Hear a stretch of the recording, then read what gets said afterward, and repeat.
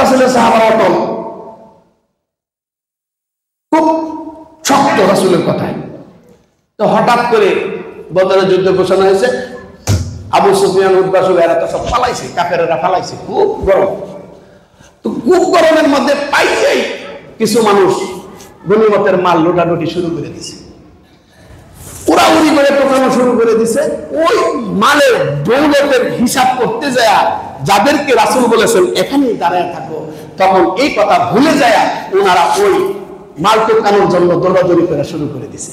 এই খবর খালিদ বিন ওয়ালিদ, সে ছিল কাফেরদের সেনাপতি, মুসলমান, উনি একজন বড় সাহাবী, পরবর্তীতে হয়েছে। উনি এই সংবাদ পাইয়া 11 কিলোমিটারের মতো রাস্তা দৌড়ে আইসা পিছন দিক থেকে ইচ্ছা মতো শুরু করছে, মুসলমানদেরকে শুয়ায়া দিছে। রাসূল বলেছিলেন এখানেই থাকো। আমাকে আপনি রাসূল সন্তানের ব্যাপারে বলে গেছেন, আমাকে আপনাকে সংসারের ব্যাপারে রাসূল বলে গেছেন, আমাকে আপনাকে এই দুনিয়ার সমস্ত কথা বলে গেছেন। রাসূলের কথা না মানার কারণে একটা মানুষ দুনিয়া তছনছ হয়ে যেতে পারে। তুমি যতই মুসিবত আসো, রাসূলের একটা কথা তুমি মানো, তাহলে এই দুনিয়াতে আখিরাতে উভয় জায়গায় সাকসেস হয়ে যাবে। সুবহানাল্লাহ। উহুদের ময়দানে আল্লাহর নবীজি একজনের সাহাবী, ওনার চেহারাটা রাসূলের সাথে মিল ছিল, ওই সাহাবী শহীদ হয়ে গেছে। এইদিকে শয়তান তো খুব ফোংডা, শয়তান চিন্তা করছে এদেরকে মনোবল ধ্বংস করে দেয়। মনোবল ভাঙ্গার জন্য কয় কুতিলা মুহাম্মদ, মানুষের রূপ ধরে কইতেছে মুহাম্মদ মারা গেছে, নাউজুবিল্লাহ, মুহাম্মদ শেষ হয়ে গেছে, নাউজুবিল্লাহ। সাহাবারা অনেকেই কইতেছে আমরা কার জন্য যুদ্ধ করব, তরবারি ফালায় দিছে। আবার কেউ কইতেছে রাসূল চলে গেছে, আর ছাড়বো না। আল্লাহর নবী সাহাবাদেরকে মনোবল দেওয়ার জন্য আল্লাহর নবী উঠে দাঁড়াইলেন, ও সাহাবারা আমার দিকে তোমরা আসো। রাসূল যখন আমার দিকে আসার জন্য বলেছেন, সমস্ত সাহাবারা দৌড় শুরু করে দিছে। এই ফাঁকে কয়েকজন আনসার আর কয়েকজন মুহাজির 7 জনের মধ্যে উপস্থিত ছিলেন। রাসূল করিম সাল্লাল্লাহু আলাইহি সাল্লামকে বেষ্টন করে ফেলেছে। রাসূলকে আবার শেষ করে দিবে। আমি বলেছি প্রায় প্রায় বলি আল্লাহু ইয়াসিমুকা মিনান নাস, ওরে পৃথিবীর মানুষেরা তোরা জেনে রাখিস আমি মুহাম্মদুর রাসূলুল্লাহকে আমি হেফাজত করি। সরাসরি সুবহানাল্লাহ। বেষ্টন করে ফেলছে, মহব্বত বোঝাইতে যায় কথাটা বলতেছি। আপনার সন্তানকে অনেক ভালোবাসেন, ফজরে ডাক দিতে ভয় পান, এটা আপনার ভয় পান। ফজরের নামাজে ডাক দিলে ছেলেটার ঘুম নষ্ট হয়ে যাবে। এই সন্তান কইলে আলহামদুলিল্লাহ একটু সরান, আপনার কলিজাটার মধ্যে ফারাতে আমি জাহান্নামে চলে যাব। 18 পারাই এই ঘটনাটা কোথায় আছে? 18। আল্লাহ সুবহানাহু ওয়া তাআলার নবী মুহাম্মদুর রাসূলুল্লাহ দাঁড়িয়ে রইলেন। কাফেররা বেষ্টন করছে নবীর সাথে। 7 জন এমনি ভাবে ওরা আক্রমণ করতে করতে 3-4 জন 5 জন সঙ্গে সঙ্গে শাহাদাত বরণ করছে। হযরতে তালহা রাদিয়াল্লাহু তাআলা বলতেছেন, ইয়া রাসূলুল্লাহ, আপনি মাথাটা নিচু রাখেন, আমার বুঝ যতক্ষণ পর্যন্ত আছে আপনি মুহাম্মদুর রাসূলুল্লাহ মনে করবেন একটা বিশাল বড় প্রাচীর আপনার সামনে আছে। সুবহানাল্লাহ।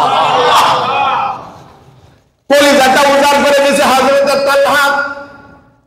আপনি একটা খানা সুন্নাত পালন করতে পারেন না, দস্তরখানের সুন্নাত নাই, মেসওয়াকের সুন্নাত নাই, বিলাগুলোর সুন্নাত নাই, আপনি জবাই করার সুন্নাত নাই, বিয়া শাদীতে সুন্নাত নাই, হজের মধ্যে সুন্নাত নাই, যাকাতের মধ্যে সুন্নাত নাই, আপনি আশিকে রাসূল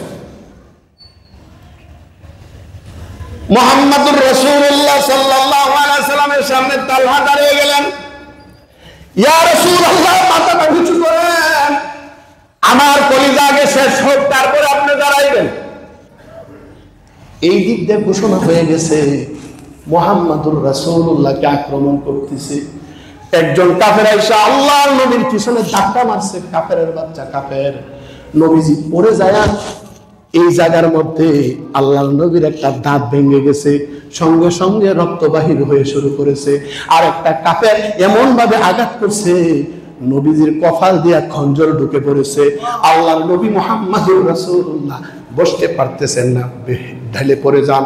সাহাবারা হযরতে তালহা বলতেছেন, ইয়া রাসূলুল্লাহ আপনি একটু বসেন, আমার জীবন থাকতেও আমি মুহাম্মাদুর রাসূলুল্লাহকে আঘাত করতে দেব না।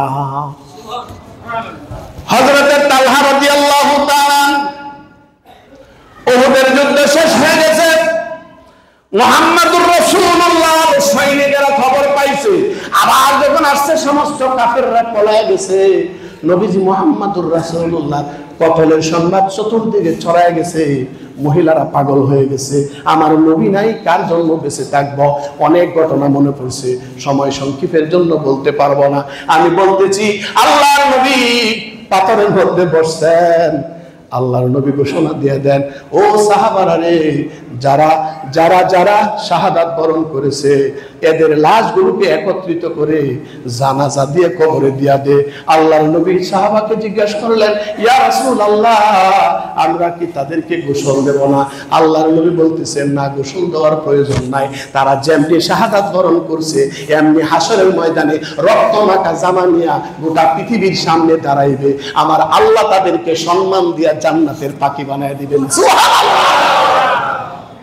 আল্লাহর নবী মুহাম্মাদুর রাসূলুল্লাহ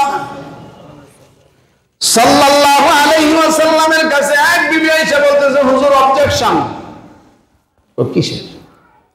হুজুর আপনার আব্বা আম্মার উপর আমার কুরবান হয়ে যাক, আপনার পায়ের মধ্যে মহব্বতের হাত রেখে বলতেছি, নবী গো সমস্ত মানুষদেরকে, শুহাদায়ে কেরামদেরকে বিনা গোসলে কবর দিয়া দেন, আমার কোনো আফসোস নাই। আমার স্বামী হযরতে হানজালাকে বিনা গোসলে জানাজা তারে দিয়েন না। আল্লাহ নবী কয়, কি তোমার পরিচয়, কি করতেছো? হুজুর আমি হানজালার স্ত্রী, আমার হানজালা তার কতলের সংবাদ শুনছে, সে অস্থির হয়ে গেছে, দুনিয়ার সব বলে গেছে, নতুন বিবি বলে গেছে, আমার সাথে তার রাত্রে আমি একসাথে হইছি, সহবাস হয়েছিল। ইয়া রাসূলুল্লাহ আমার স্বামী নাপাক, এই জন্যই তারে আপনি গোসল দেয়া দেন। নবী মুহাম্মাদুর রাসূলুল্লাহ বলেন, ও আমার সাহাবারে, হযরতে হানজালার লাশটা তোর বাহির করে নিয়ে আস। আল্লাহ নবী মুহাম্মাদুর রাসূলুল্লাহ সাহাবারা লাশ খুঁজতে হঠাৎ করে হানজালার লাশটা পাইলেন। আল্লাহর নবীর সাহাবা চিৎকার করে বলেন, ইয়া রাসূলুল্লাহ আমরা কার লাশ আনবো? আমার হানজালার দাড়ির আগা বায়া বায়া পানি বহায় হয়ে যাইতেছে। সুবহানাল্লাহ। ইয়া হুজুর, ইয়া রাসূলুল্লাহ আমরা তারে গোসল দিব, তারে তো জান্নাতের পানি দিয়ে। রাসূল বলতেছে, থামো থামো, আমার আল্লাহ পাক আমাকে সংবাদ দিয়েছে, আল্লাহ আমাকে সংবাদ দিয়ে বলেছে, ও মুহাম্মাদুর রাসূলুল্লাহ আপনার মহব্বতে দুনিয়া উজাড় করে দিয়েছে।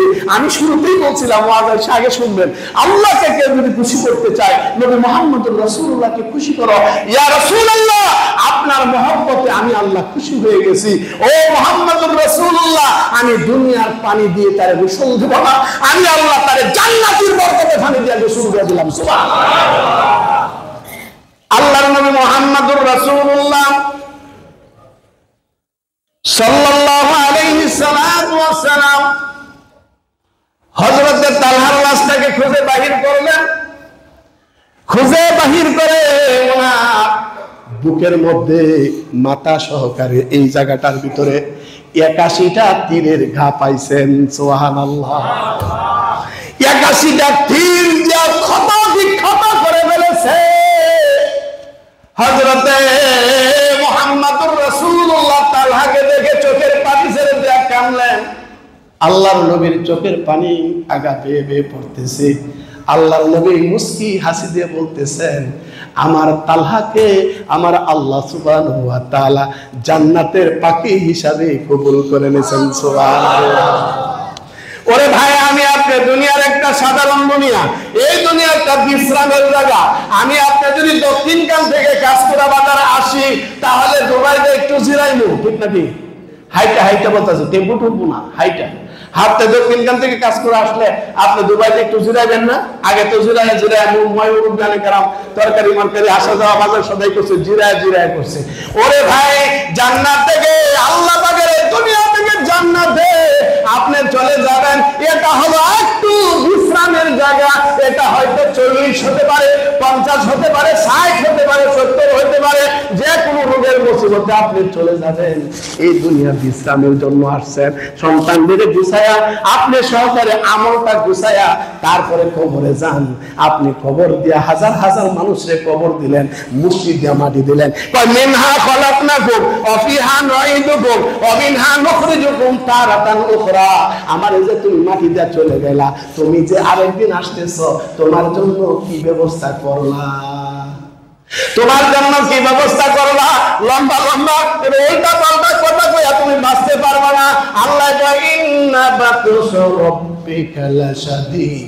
আমি আল্লাহ পাক যখন ধরবো শক্ত করেই ধরবো। ফাআলুল লিমা ইউরিদ। আমি আল্লাহ যা ইচ্ছা তাই করবো। ওরে বান্দা শোনো, আমি আগেই বলছিলাম আল্লাহর নবী মুহাম্মদুর রাসূলুল্লাহ বলতেছেন, আল্লাহ জিবরাইলকে ডাক দেয়া কয়, ও জিবরাইল, যারা আমাকে ভালোবাসে গোটা পৃথিবীতে জানায়া দাও, সমস্ত পৃথিবী যেন তারে ভালোবাসে।